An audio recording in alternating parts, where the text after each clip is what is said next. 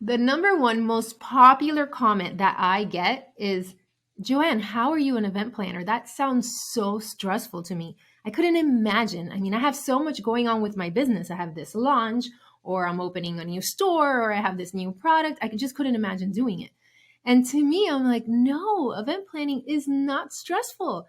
Events equals party, and parties should be fun. So that is the way I want you to think about it. I want you to think that you're doing an event for your business that is going to grow your audience real fast and it's going to help you make sales. And that is definitely not stressful. So, what I'm going to do today is I'm going to give you 5 tips that are going to help you plan that event so that you can get those benefits and there is no extra stress added to you.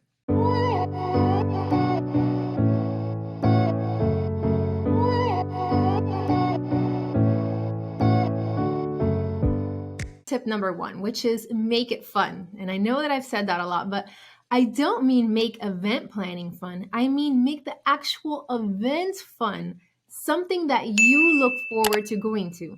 Because I have a lot of entrepreneurs, they're like, okay, they know that they need to do a live event because it's a great sales strategy, but then they think of something completely boring, like, oh, let's do a coffee meetup at the corner of some Starbucks, or let's rent out that ballroom in a hotel, the one with the stinky carpets and no windows. So, of course, event planning is stressful because it's something that you don't even look forward to going to. So, you need to think of something that excites you, something that's fun, because chances are, if it's fun for you, it's also going to be fun for your community, and they're going to look forward to going to that event. So, I'm going to give you an example of a client that I have, and she is a fitness coach.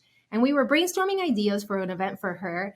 And she suffers from mom guilt, a lot like me and a lot like her community that is moms. And we came up with this idea of doing a play date at the park after school so that these moms can bring their kids. Now, this is something that she did a lot. So it was fun for her.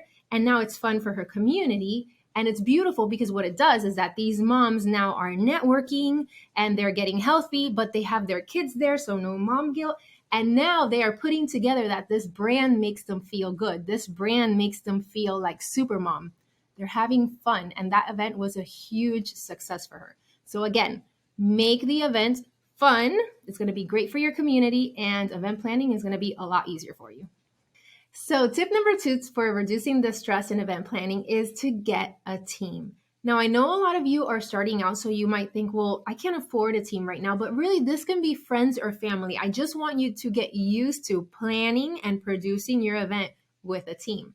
Now, I actually did an entire show on the 5 essential team members that you need. So go listen to that because I go into detail. But what I really want you to get from that, like what the point of that show was, is that once you're at the event, your number one job is to connect with your audience. Your team handles the rest because you just spent this time, this money putting this event together, and now you want to reap the benefits. And that's going to come from connecting with your audience, from listening to them. What do you like about their brand? What do you wish we would do different next time? That's where you need to be. Your team handles the rest. And as you're planning, right, you're planning with them in their different departments, which is very helpful because you're working together and not alone. So definitely tip number 2, get yourself a team. It's going to make the planning a lot more fun, but it's also going to make the event successful, which is what you want. Tip number 3 is definitely my favorite tip, and it is the acronym of KISS. So keep it simple, stupid. And this is something that I even use for my I have billionaire corporate event clients, and I use this for them because people get complicated. They think an event needs to be complicated, and they get into the details, into the minutia. And of course you're stressed because you're in there. When really for a successful event, all you need is 1 or 2 impactful things that really represent how your brand feels. That's it. The end. Everything else is just details. So keep it simple, stupid. KISS. That is probably my favorite tip of today. So I'm going to give you the example of, again, my fitness coach client and what we did for her. So because we wanted to keep it simple, this was a park play date. We did 2 things. Number 1, her brand color is orange. So I was like, oh, wouldn't it be cool to have orange towels laid out in the grass? Very impactful, right? Simple, but impactful because orange against the green, it just makes an impact and it just shows her brand colors. And it's a place for the moms and the kids to sit and have their snacks, right? Number two, we got a photographer to come out and take pictures of the moms with the kids. And then we gave them a little QR code. That's it, right? So number one, we had the towels in orange. Number two, we had the photographer that gave QR codes. Now, when the moms later scanned the code, there was the photo just for them of them and their kid, and it just said, "Happy mom, happy kids." That's it. And it was so impactful. Now, these moms, again, relate that feeling of being happy, healthy, great moms with this fitness coach's brand. There wasn't a million details. We didn't have balloons and a registration table and the entrance and, free goodie bags for all the kids and all of these things. Like, no, we just had two things that were extremely impactful. And I do this for my big corporate events too. Even if they hand me a $2 million budget, I'm like, okay, but I could spend that on a lot of little things, or we can do one or two extremely impactful things that is going to get you the views, the media, the follows, that it's going to give the audience a real taste of what your brand is. And that's what we always do. And it's so successful. So forget the details, forget the stress. It doesn't have to be all of that. One or two impactful things that is going to let your audience feel that word, not see. Don't put your logo really big somewhere. I want them to feel what your brand is about. So tip number 4 is get a sponsor, because there ain't no stress like financial stress. And I have a lot of entrepreneurs that don't do live events because they see them as expensive, as costly. So I tell them, I'm like, well, then don't pay for it. Get someone else to pay for it. And it seems complicated, but it's really not. Because hear me, there are other brands and companies out there that are looking to get in front of the same audience that you're bringing into the event. And they're willing to give you free stuff or even to pay to be there. So I'm going to give you the example of my fitness coach client. And she called a healthy kids snack company and she asked them, she's like, hey, I'm doing this park play date. And wouldn't it be great to have some baskets of healthy kids snacks on the tables? Would you like to provide them? I am inviting this many moms and their kids. It's in this area. I mean, she got a yes so fast. They were like, yes. How many boxes do you want? When can you come pick them up? It's great for these companies. They don't even have to do the event and they can have their products there in front of their target audience.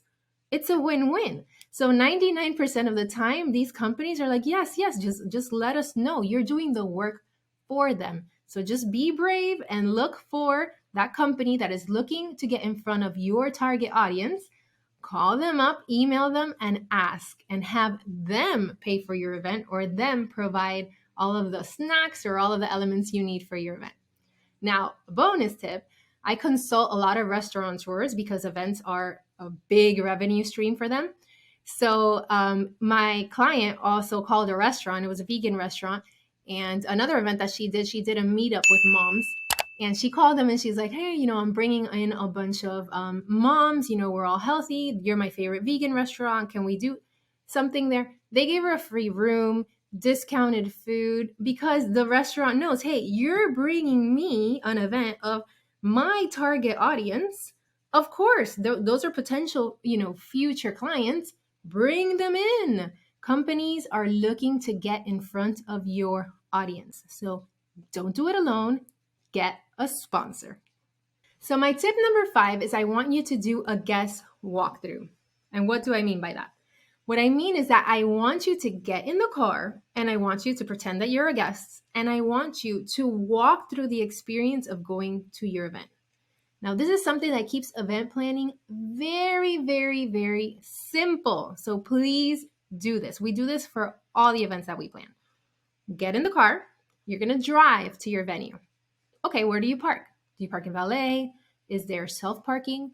Then you get down and you're in the lobby. Well, where do you go? Is there a sign? How do you know what room to go to? When you get to the room, there's a registration. Where was registration? Where am I checking in? And then what time is it once I get inside? Am I hungry? So you see, You are going through the process that your guest at your event is going to go, and you're marking all the little points so that you know exactly what it is that you have to plan. And one of the things that we do as professional planners is that we're also thinking about the transformation. We're not only thinking about, what they do, but what do you want them to be transformed into? So they go in as a person that knows very little or maybe nothing about your brand. And as you take them through that event, right, you want them to feel and leave completely convinced of what your brand is about. And that's the guest walkthrough. How do they get there? How do they go through the event? What am I trying to teach them about my brand? How do they get out? You put that in a list. That's what you have to plan. Makes event planning super, super simple for you. I know that these 5 tips are going to greatly reduce the stress that you feel while event planning, but I also know that the one thing that's going to completely eliminate that stress is when you actually do a live event and you see all the benefits. You see that you are making tons of sales, that your audience is growing super fast, that you get all this content from one day, and that you have all this social proof that you can share. That is going to come from doing your first live event. But in order to have it, you have to get started planning. So definitely do that, plan away, but also follow or subscribe to the show because I'm constantly sharing tips so that you can plan that event like a professional and you can get all these benefits for your business. So I'll see you next time. Cheers.